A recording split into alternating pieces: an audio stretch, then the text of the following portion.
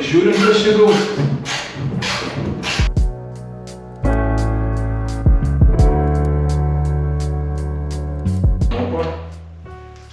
Vieną pusę pabėgo. Liko paskutinis varžtas.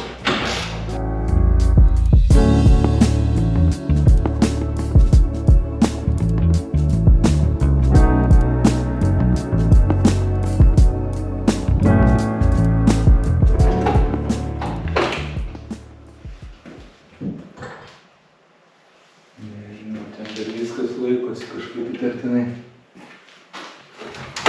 Gerai. Kol kas sustabdom. Pakybo antrosio rankinė, reiks kažką galvoti. Atvažiavo kažkas iš draugų, tuoj turbūt padės ir kažką sugalvosim. Arba taip viskas ir sustos, kaip visada būna.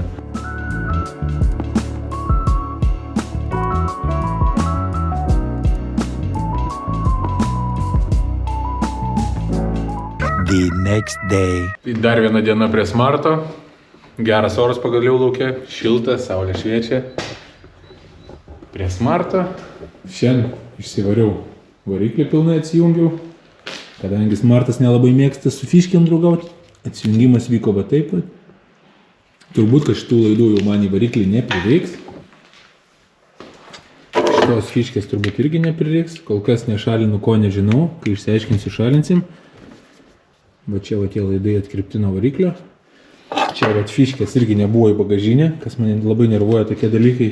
Bet matosi, jau ten buvo izoliuota, tai aš dar kartą juos vėl nuėmiau ten, kur buvo izoliuoti. Vėliau susuksiu. Turbūt, kad padarysiu ant fiškės, nes labai nesąmoningai bagažinės, kai negali nuimti. Gerai, čia neįdomus darbai. Tai dabar galima po truputį ardyti jau variklį galbūt. Ai, tai man reikia dabar su kuo iškelti variklį. Turbūt reikia atsiversti, su kuo prikabinti ir iškelti variklį su pavarų dėžė nuo rėmų šitą atskirti. Kai visą šitą atskirsiu, galima bus planuotis kažką galvoti toliau. Tai nežinau, ar aš čia dar truputį gal pardau kažką, arba važiuoju atsivežti tą stovą, kuris variklį iškelia, nes man jo reikės čia tikrai gan ilgam. Nes aš su juo turėsiu būti pasikėlęs. Šitą rėmą visą pasistatysim tiesiai ant kaladžio, variklį išimsim. Ir viską derinsim variklio poziciją, kur mes jį čia įstatysim kažkur. Pažiūrėsim kokiam aukštį, kiek reikia čia išsipjauti. Šitas toksai labiau nedegus audeklas, turbūt labiau linkęs užsidegti. Tai turbūt aš jį nuimsiu, jeigu ką užklijuosim čia kitokią juostą kažkokią. Tuo labiau, kad ten pjausis ta vieta, tai jo, faktas, kad aš šitą nuiminėjau.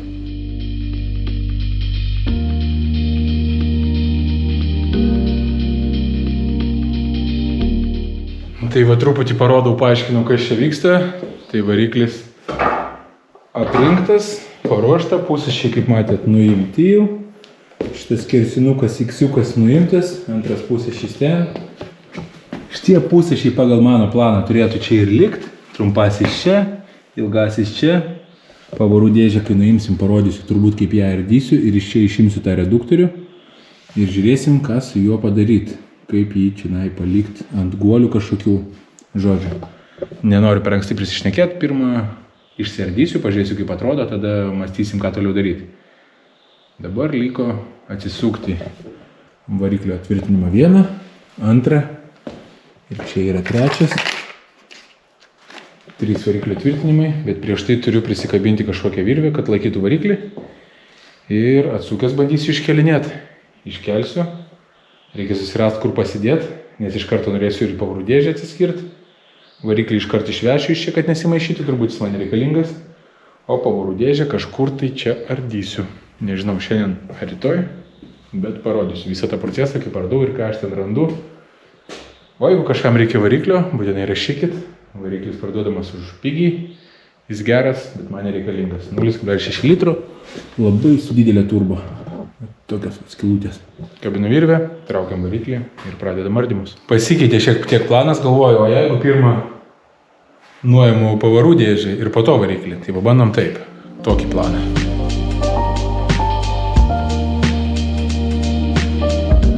Tai viskas, kaip ir matėt, pavarų dėžė nuimta, jinai labai lengva, viena ranka realiai labai lengva pakelti.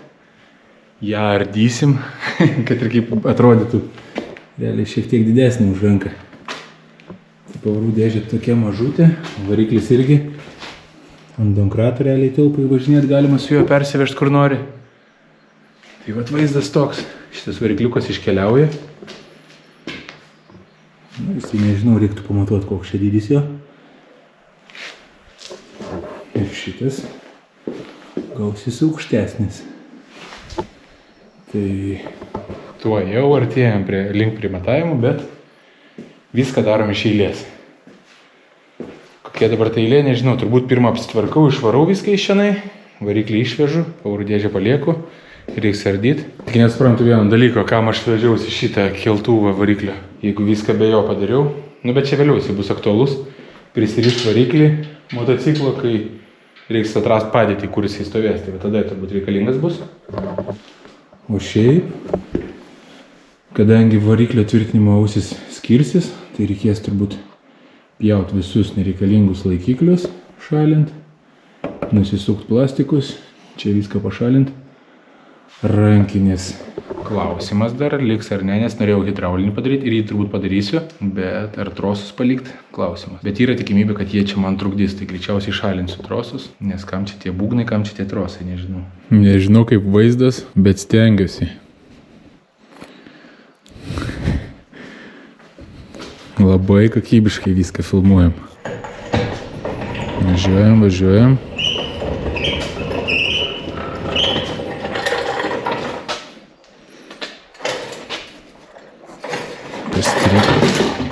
Nu nafik. Nu va taip pabūna, kai nori gražių kadrų pafilmuoti. Paspauskit laiką, Moldavai.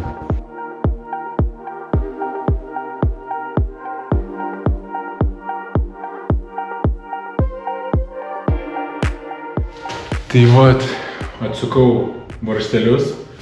Kaip ir minėjau, neturiu puškos su tam tikru antgaliu. Turėjau važiuoti kitą garažą, kad paimt. Patingėjau, dėl to rankiniu būdu sukinėjau. Nieko tokio, reikia riešams šiek tiek padirbti. Ir visi varžteliai atsukti, išsiliejo tepalai, kaip matėsi. Dabar apsitvarkau šiek tiek. Ir reikia skelt dėžę per pusę. Viskas kaip ir vyksta gal ir panašiai, bet yra kelios įvorės kreipiančiosios, kurios laiko dabar. Tai bandysiu su jom ir susitvarkyti kažkaip tai. Pakalsiu plaktuku, pabandysiu nieko nesulaužyti, nors korpuso man nelabai reikės, bet stengsiuos nesulaužant išimti šitą reduktoriaus dalį. Tuoj pamatysim, kaip jinai atrodo viduje, jeigu viskas ok.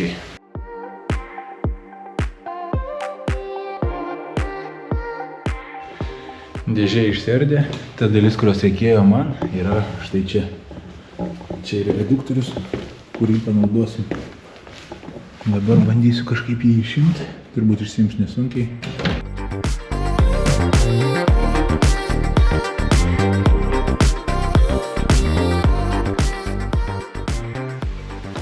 Žodžiu, reduktorius pagaliau išardytas. Reduktorius atrodo štai taip. Toksai va žodžiu. Ir dabar jisai va turi vieną dalį, čia dantratis, antra dalis, trečia dalis. O gal netgi 4 dalis. Tai aš dabar jį išardysiu. Žvaigždutė dar kol kas neatsukta ir jinai bus galbūt netokia išmatavimo, bet žvaigždutė atsistos į šitą vietą. Čia atsisukus padarysim jai specialų adapterį, kad neprisisuktų į šitą vietą. Šitą tarp atsistos žvaigždutė ir va taip. Čia bus žvaigždutė, čia dedasi pusašis, čia dedasi pusašis. Šitie guoliai turbūt kad keisis. Pirksis naujas guoliavietės, čia tokias su tokiom ausytėm, kur tvirtinsis prie platformos. Ir čia įsikiš vienas pusašis ir kitas pusašis. Ir šitas dalykas bus, ten viduje yra reduktorių žodžiu. Ir mes jį turėsim užvirinti kažkaip tai, kad jisai būtų blokuotas visada. Teoriją jau žinau, liko dar biškį pasinagrinėti. Šitą mums dantrą čia irgi nereikėjo. Jie buvo susukti. Šitą mums irgi nereikia. O dabar turim geresnį prieėjimą. Ir žodžiu, o tokiais varžtais buvo susukta. Tai panašiais varžtais bus va taip pat su žvaigždutė susukta. Tuo aš atsisuksiu žvaigždutę, dar pažiūrėsiu. Gal čia bolt-on viskas tinka. Galima būtų pasigaminti netgi su korpusu. Bet nežinau, ar to reikia. tą dar apgalvosiu. Galima būtų pasigaminti net su korpusu šitą vat išsipjovus gabalą. Iš aliuminio dar susivirinus korpusą, dangtelį. Pradžia yra, dabar reikia strateguoti, galvoti, kaip tą padaryti. Jeigu turit gerų idėjų, rašykit komentarus, bet turbūt kol atrašysit, aš jau būsiu padaręs. Dar viena diena prie Smarto Suzuki projekto.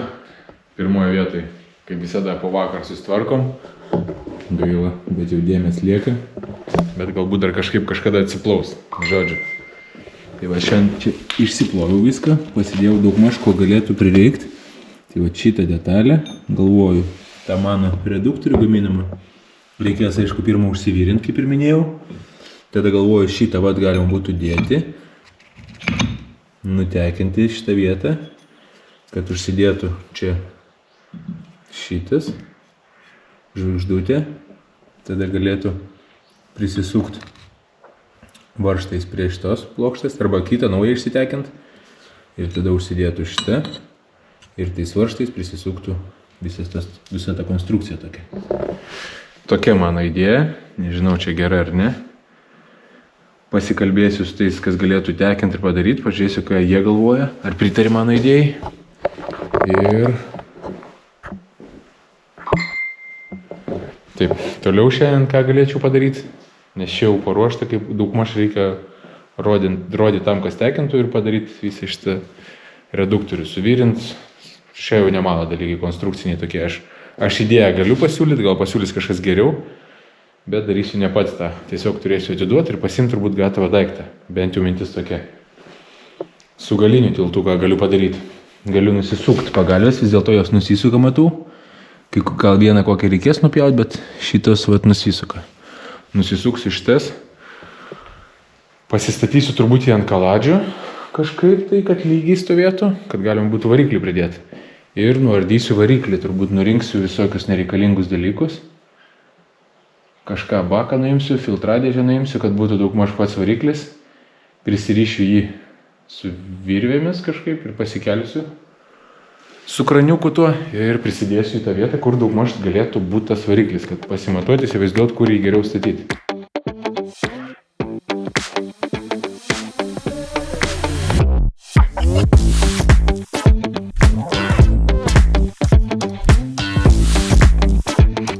Variklis apardytas, pravodkę jau numesti, guli čia. Susifotkinu, turėtų viskas būti ok, turėčiau pajungti viską kaip buvo.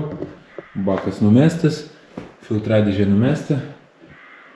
Dabar toks plikesnis variklis. Įsikišau vieną varžtą, įsikišau antrą varžtą, čia dar vieną įsukau ir vieną čia. Dabar prie čia prisikabinsiu virvės. Kelsiu su keltuvu ir bandysiu taikyti kažkaip.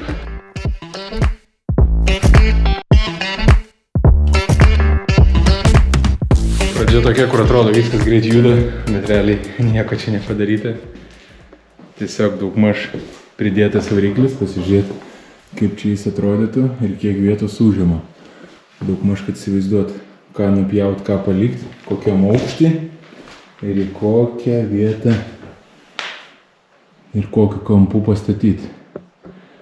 Tai mano planas, galvoju, pirmą turiu išsiaiškinti, kokiu kampu eina balkis, nes matau, kad ten žemesnis taškas, čia aukštesnis, kaip ir čia yra.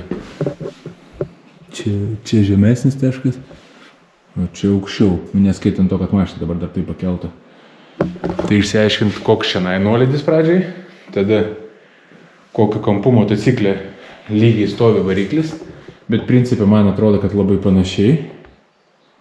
Gal šiek tiek per daug suvirti, tai dar reikės patiesinti. Tai bet išsigaudyti šitos kampus ir tada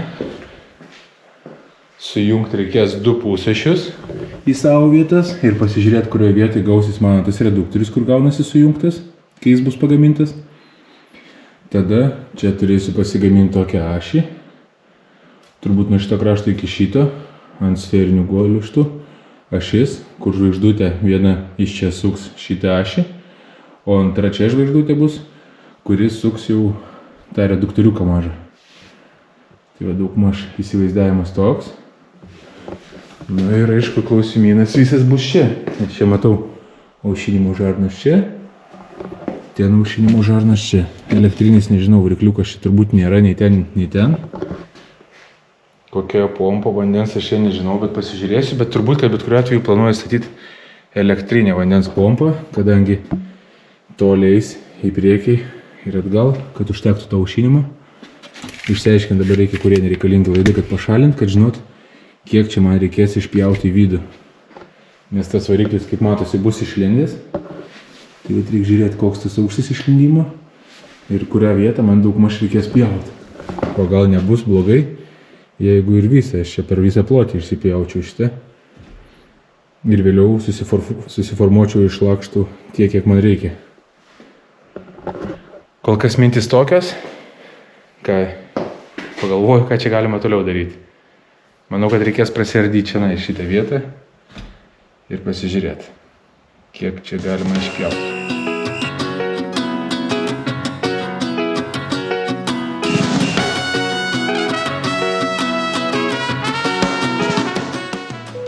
Viskas šiandien turbūt užtenka, salonas išardytas, paruošta čia beveik pjaustymui, gal ir rankinį gal kokį nuimsiu, laidus ištrauksiu, patrauksiu ir va čia turėtų kažkaip va taip išspjauti šitą vietą. Tada bus galima pasižiūrėti ir su bėgių perjungimu, labai norėtųsi, kad taip šiftintasi pirmyn atgal, bet manau tas mechanizmas bus niekam tikęs ir nesigaus jo padaryti. Prie jo pritvirtinti, nors labai norėtųsi originalumų daugiau išlaikyti. Bet jeigu ką, pirksim kitą shifterį kažkokį, gal dar ir rankinį kažkur čia prisimontuoti jam pasistatyti. Tai